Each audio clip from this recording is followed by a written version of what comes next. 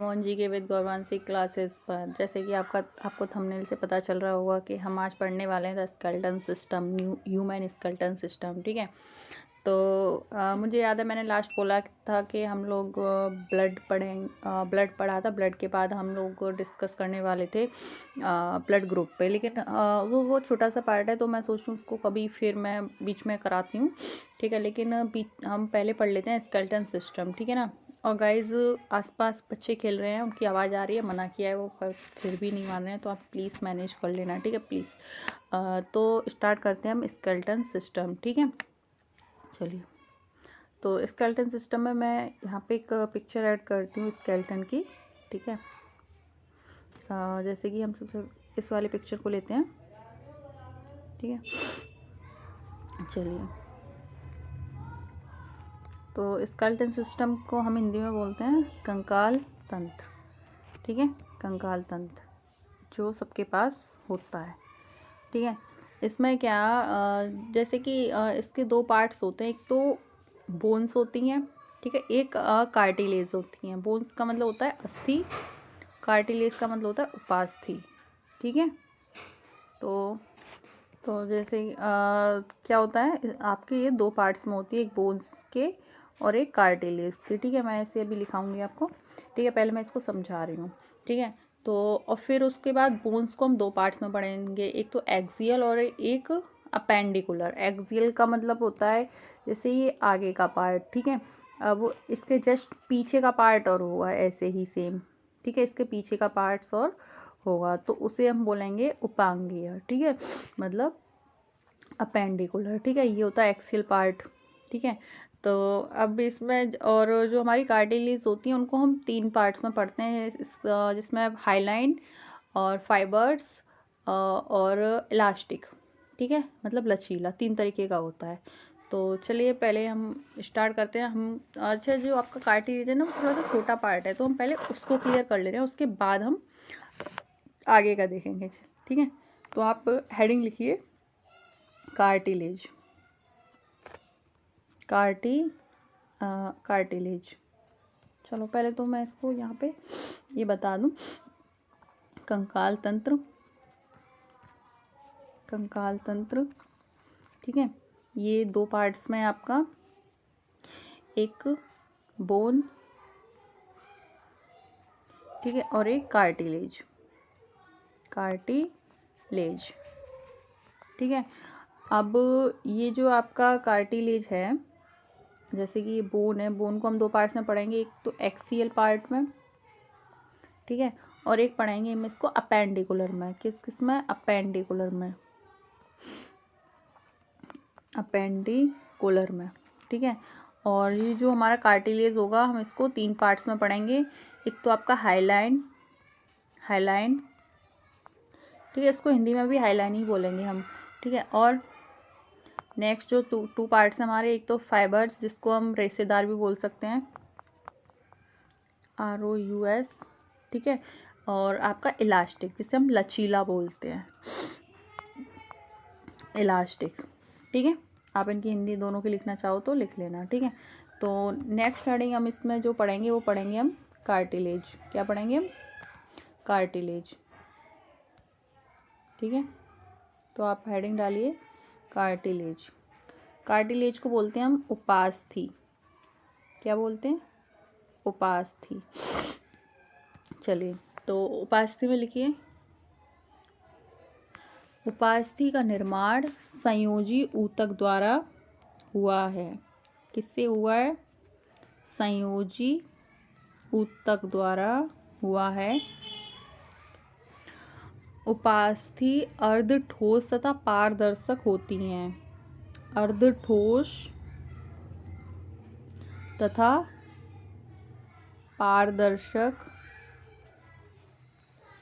पारदर्शक होती हैं। ठीक है, और ये किससे बनी होती हैं? ये ग्लाइकोप्रोटीन की बनी होती हैं, और ये मुख्यतः तीन भाग में होती हैं, हाइलाइन, फाइबर्स और इलास्टिक। ठीक है, संयोजी ऊतक से बनी होती है, अर्ध ठोस और पारदर्शक होती हैं, ये ग्लाइकोप्रोटीन से बनी होती हैं, ये मुख्यतः तीन भाग में होती हैं। तीन भाग में लिखिए, पहला पार्ट हाइलाइन। क्या है, हाईलाइन, ठीक है, हाईलाइन में लिखिए। यह सर्वाधिक पाई जाने वाली उपास्थि है, यह सर्वाधिक पाई जाने वाली उपास्थि है जिसमें कोलेजन तंतु कम होते हैं, कोलेजन तंतु। तो हाईलाइन क्या है, हाईलाइन कोलेजन तंतु इसमें कम होते हैं और यह सर्वाधिक पाई जाने वाली उपास्थि है या सर्वाधिक पाई जाने वाली कार्टिलेज है, ठीक है, जिसमें कोलेजन तंतु कम होते हैं। यह श्रेणी मेखला तथा अंश मेखला में पाई जाती है, श्रेणी मेखला तथा अंश मेखला में पाई जाती है ये। और भ्रूण अवस्था में अधिकांश जो कंकाल बने होते हैं ना, वो इसी के बने होते हैं। तो भ्रूण अवस्था में अधिकांश कंकाल हाईलाइन का ही बना होता है, ठीक है। ये हो गया हाईलाइन। मैं इसलिए लिख ले रही हूँ ताकि आपको टाइम ना लगे, तो आप वीडियो पॉज करके आप लिख सकते हो समय बचाने की वजह से, ठीक है। नेक्स्ट लिखिए फाइब्रस, फाइब्रस या फिर रेशेदार, BROUS, ठीक है, इसके बारे में लिखिए। यह श्वेत कोलेजन तंतुओं से बनी, किससे बनी होती है, श्वेत कोलेजन तंतुओं से बनी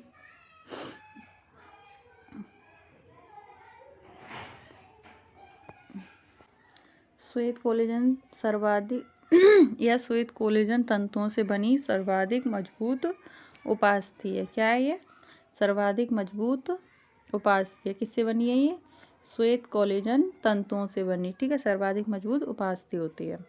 आगे लिखिए अस्थियों को आपस में जोड़ने का कार्य करती है। ये क्या करती है, अस्थियों को आपस में जोड़ने का कार्य करती है, ठीक है। नेक्स्ट लिखिए, ये क्या हो रहा है भाई, एक मिनट, ठीक है। आगे लिखिए, बस इसका इतना ही याद रखना है आपको। ये श्वेत कोलेजन तंतुओं से बनी होती है, सर्वाधिक मजबूत कार्टिलेज होती है और ये क्या करती है, अस्थियों को आपस में जोड़ने का कार्य करती है। आगे लिखिए इलास्टिक के बारे में। यह लचीले पीले तंतुओं की बनी होती है। किससे, लचीले पीले, ये पीले तंतुओं की बनी होती है जो क्या करती है, अंगों को आकार में सहायक होती है, मतलब अंगों को आकार देने में सहायक होती है। एग्जाम्पल देख सकते हैं आप, ईयर पिन्ना, ये बहुत आता है पेपर में, ईयर पिन्ना ऐसे कर्ड पल्लव बोलते हैं, हिंदी में क्या बोलते हैं, कर्ड पल्लव। नेक्स्ट एपिग्लोटिस, एपिग्लोटिस हमने पढ़ा था जब हमने पाचन तंत्र पढ़ा था, ठीक है ना, क्या पढ़ा था हमने, पाचन तंत्र पढ़ा था। अब नेक्स्ट लिखिए आप बोन्स, क्या पढ़ेंगे हम, बोन्स। बोन्स, बोन्स में लिखिए वयस्क मनुष्य में कितनी बोन्स पाई जाती हैं, 206, कितनी, 206, ठीक है। आगे लिखिए इसमें अस्थि की कोशिकाओं को ओस्टियोब्लास्ट कहते हैं, ओस्टियोब्लास्ट, अस्थि की कोशिकाओं को ओस्टियोब्लास्ट कहते हैं, ठीक है। अब ये बोन्स दो पार्ट्स में होती हैं, एक एक्सियल और एक आपका अपेंडिकुलर, अपेंडिकुलर, ठीक है। नेक्स्ट के बारे में देखेंगे, ठीक है। जैसे मैंने बताया ये दो पार्ट्स में बंटती हैं आपकी बोन्स, ठीक है, एक्सियल और अपेंडिकुलर। आगे लिखिए, ये पॉइंट्स तो लिख लिया ना हमने कि अस्थि की कोशिकाओं को ओस्टियोब्लास्ट कहते हैं। आगे लिखिए अस्थि के मैट्रिक्स को ओशिन कहते हैं, अस्थि के मैट्रिक्स को ओशिन कहते हैं। आगे लिखिए कैल्शियम फॉस्फेट हड्डियों का एक महत्वपूर्ण अवयव है, कैल्शियम फॉस्फेट हड्डियों का एक महत्वपूर्ण अवयव है। नेक्स्ट कोलेजन प्रोटीन हड्डियों का 33% भाग बनाती है, कोलेजन प्रोटीन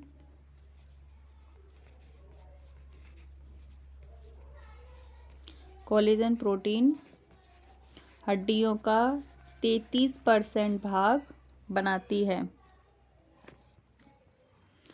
हड्डियों में कैल्शियम मैग्नीशियम के लवण उपस्थित होते हैं।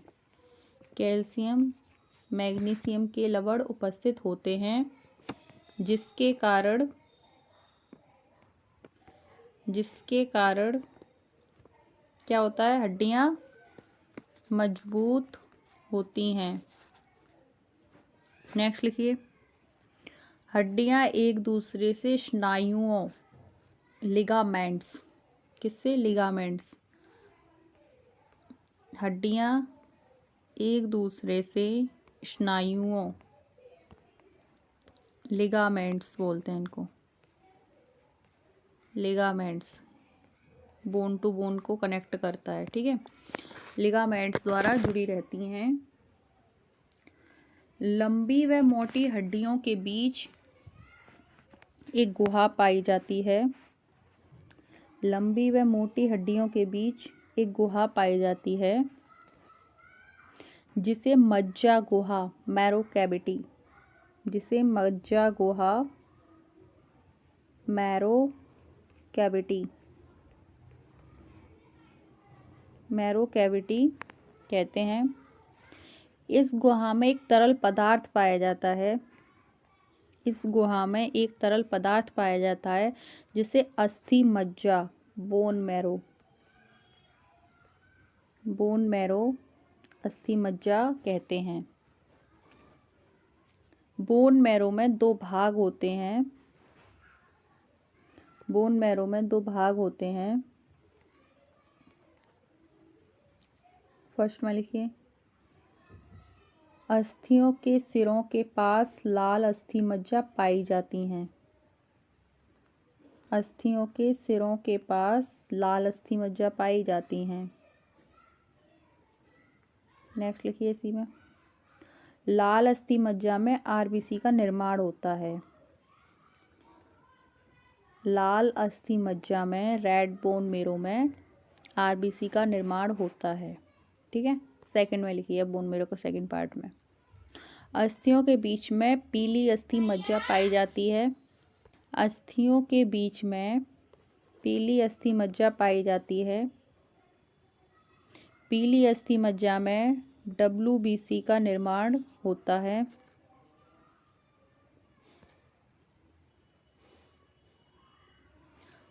नेक्स्ट लिखिए, कंकाल तंत्र में अस्थियों को पढ़ने के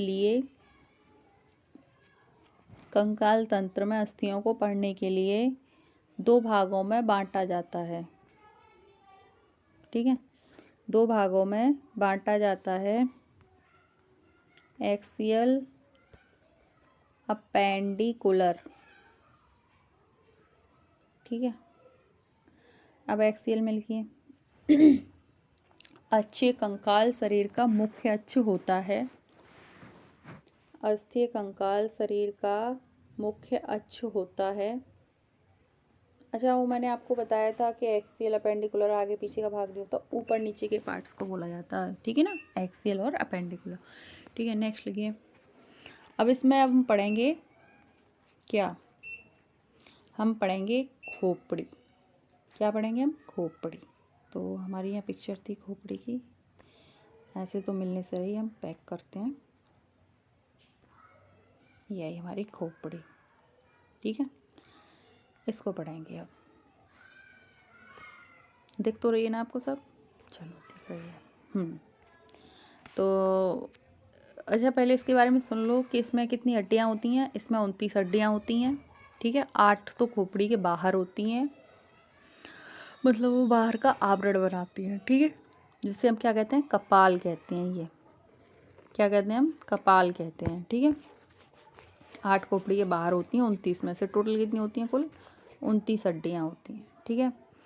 और 29 कैसे, 14 तो यहाँ आपके फेस पे पाई जाती हैं, ठीक है, 14 हड्डियाँ यहाँ आपके फेस पे पाई जाती हैं, और 6 हड्डियाँ आपकी होती हैं यहाँ, कानों के पास। कहने का मतलब 3 इधर और 3 दूसरे कान में, ठीक है ना। और एक और पाई जाती है आपकी, अच्छा एक यहाँ होती है, यहाँ गर्दन के पास, ठीक है, वो खोपड़ी में ही आती है, ठीक है, जिसे हम हाइड बोलते हैं। हाइड क्या बोलते हैं? हाइड। तो बस इसमें ये याद रखना है आपको कितनी हड्डियाँ हैं, ठीक है। तो आप लिख लीजिए यहाँ पे, मानव खोपड़ी में कुल 29 हड्डियाँ होती हैं या पाई जाती हैं। मानव खोपड़ी में कुल 29 हड्डियाँ पाई जाती हैं, जिनमें से 8 खोपड़ी के बाहर का आवरण बनाती हैं। जिनमें से 8 खोपड़ी के बाहर का आवरण बनाती हैं, जिसे कपाल कहते हैं। क्या कहते हैं? जिसे कपाल कहते हैं, ठीक है। नेक्स्ट लिखिए इसी में, 14 हड्डियां चेहरों का कंकाल बनाती हैं। 14 हड्डियां चेहरों का कंकाल बनाती हैं तथा 6 हड्डियां मध्य करोड़ों में उपस्थित रहती हैं या स्थित रहती हैं। 6 हड्डियां मध्य करोड़ों में स्थित रहती हैं। कितनी हो गई? 8, 14 और 6 कितनी होंगी? 14 और 14 28, मतलब 8 और 6 14, और वो 14 हड्डियाँ चेहरे की, ठीक है। अब एक बची, आप लिखिए आगे। एक हड्डी हॉइड होती है या बची हुई एक हड्डी हॉइड होती है, ठीक। ये तो हुई खोपड़ी। एक और लाइन लिख लो, शरीर की सबसे छोटी हड्डी स्टेप्स, इसे स्टेपीज बोलते हैं। शरीर की सबसे छोटी हड्डी स्टेप्स है, जो कान में है, यहाँ जो कान में है, ठीक है। इसके नाम क्या क्या है? जैसे ये मिड वाला पार्ट है तो इसको क्या बोलते हैं? पार्टियल। ये पीछे का छोटा सा पार्ट है जिसे हम क्या बोलते हैं? छोटा दिमाग बोलते हैं ना। यहाँ नहीं मारना चाहिए बच्चों के, या किसी के भी छोटा दिमाग होता है ये, ठीक है। इसे बोलते हैं फ्रंटियल। और फ्रंटियल ये होती है स्पेनॉइड, इसे टेम्पोरल। फ्रंटियल, पार्टियल, ऑक्सीपिटल, टेम्पोरल, ठीक है। और ये तो आगे फेस में से आपकी, और ये आपकी मैंडिबल, जबड़ा, क्या बोलते हैं? जबड़े की हड्डी, ठीक है। चलिए, नाम आपने देख लिए इसके, ठीक है। अब बात करते हैं हम कशेरुकदंड, किसके बारे में? कशेरुकदंड, ठीक है, कशेरुकदंड के बारे में। तो आप लिख लीजिए कशेरुकदंड। अच्छा, इसकी पिक्चर अभी मेरे पास अवेलेबल नहीं है, मैं कोशिश करूँगी इसको कल या नेक्स्ट क्लास में आपको कशेरुकदंड की पिक्चर आपको मैं दिखा सकूँ, ठीक है। आप फटाफट से बस इसके बारे में आप लिखते जाइए। लिखिए कशेरुकदंड के बारे में। कशेरुकदंड आपकी जो ये होती है, ये क्या है? ये बोन, ठीक है, रीढ़ की हड्डी। लिखिए कशेरुकदंड, कशेरुकदंड। पुरुषों में यह, और कशेरुकदंड के बारे में फटाफट से, पुरुषों में औसत रूप से 71 सेंटीमीटर 71 सेंटीमीटर लंबी होती है। स्त्रियों में कितनी होती है? आपके लिए क्वेश्चन है, ठीक है। इसमें कुल 26 हड्डियां पीछे की तरफ मुड़ी होती हैं, जो शिशुओं में 33 होती हैं, जो शिशुओं में 33 होती हैं। कशेरुकदंड मनुष्य को सीधा खड़े होने, कशेरुकदंड मनुष्य को सीधा खड़ा होने, मनुष्य के सीधा खड़े होने तथा सीधा चलने में मदद करता है। रीढ़ की हड्डी में 4 झुकाव पाए जाते हैं, जो इसे एस का आकार प्रदान करता है। मैं पिक्चर दिखाऊंगी ना आपको, तब बताऊंगी। आज मेरे पास पिक्चर अवेलेबल नहीं है, उसके लिए सॉरी, ठीक है। रीढ़ की हड्डी में 4 झुकाव पाए जाते हैं, जो इसे एस का आकार प्रदान करता है या करते हैं। इसी आधार पर इसे 4 भागों में बांटा जा सकता है। वो 4 भाग मैं आपको यहाँ बता दे रही हूँ, ठीक है। ऐसे 4 भागों में जैसे बांटा जाता है, जैसे हम कहते हैं ग्रीवा वक्र, ग्रीवा वक्र, ठीक है। नेक्स्ट आपका ग्रीवा वक्र, वक्षीय वक्र, वक्षीय वक्र, ठीक है। नेक्स्ट कटिवक्र, कटिवक्र, और नेक्स्ट है त्रिकवक्र। क्या है? त्रिकवक्र। ठीक है, इसको 4 भागों में हम पढ़ते हैं, क्योंकि इसमें क्या होते हैं, 4 झुकाव पाए जाते हैं जो इसको क्या करते हैं, ऐसा आकार प्रदान करते हैं। नेक्स्ट आप लिखिए चेस्ट। ठीक है, चेस्ट, चेस्ट लिखिए इसमें स्टर्नम। स्टर्नम होती है जैसे आपकी ये आपकी रिब्स है। ठीक है, ये इस तरीके से रिब्स होती हैं। ठीक है, इसमें जो ये बीच में पाई जाती है ये जो पाई जाती है ये होती है आपकी स्टर्नम, बीच में जो पाई जाती है, जो पसलियों को जोड़े रखने का कार्य करती है। लिख लो, ये है इसमें लिखनी है आपको स्टर्नम।